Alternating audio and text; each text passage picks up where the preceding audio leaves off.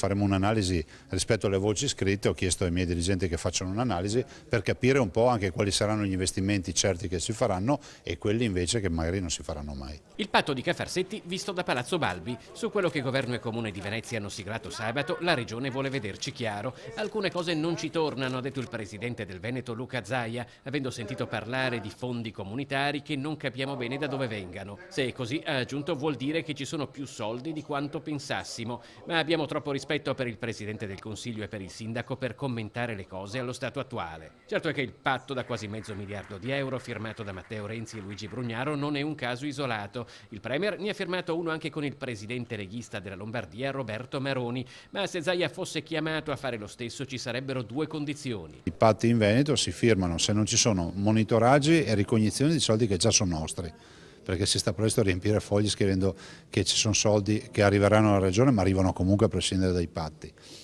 E dall'altro se sono veri, nel senso che firme così importanti per non prendere in giro i cittadini, parlo della Regione del Veneto, non mi riferisco al documento di Venezia che non conosco, è fondamentale che si facciano con un bonifico bancario a fianco.